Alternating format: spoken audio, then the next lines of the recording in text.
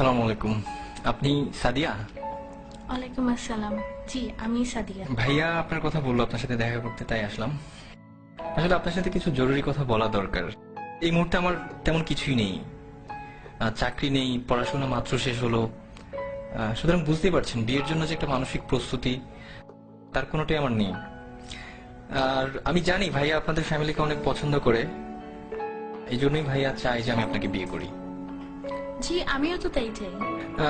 আসলে আমি আপনাকে কি বোঝাতে চাচ্ছিলাম আপনি হয়তো বুঝতে পারেননি।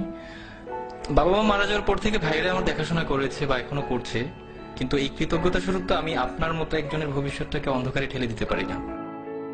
আপনি অন্ধকার বলছেন কেন? কিছু নেই বলেই তো আমি আপনাকে বিয়ে করতে যাচ্ছি।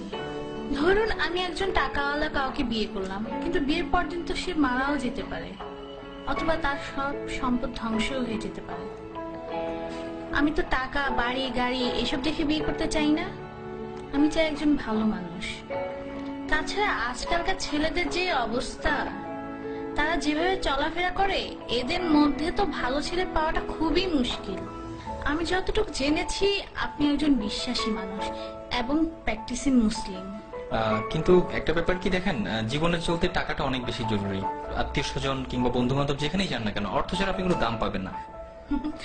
আপনি কি মনে করেন যে এই ইটের জেলখানার ভিতরে সুখ আছে? সেখানে আছে মোহ, আছে লোভ, লালসা আর নষ্টামি। তারা সম্পদের পিছনে ছুটতে গিয়ে নিজেদেরকেই হারিয়ে ফেলে। স্বামী স্ত্রীর মাঝে কোনো ভালোবাসা নেই। বাবা সন্তানকে দেখতে পারে না, সন্তান বাবাকে দেখতে পারে না। আমি তো এমন চাই না। আমি চাই একটুকু জান্নাত, যার তুলনায় এই দুনিয়ার সমস্ত সম্পদ খুবই তুচ্ছ। আমাদের বিয়েটা ছিল খুব সাধারণ। মসজিদে গিয়ে বিয়ে করলাম, এরপর কিছু জিলেপি কিনে গরিবদের মাঝে বিলিয়ে সারাদিন দুজন মিলে ঘুরলাম।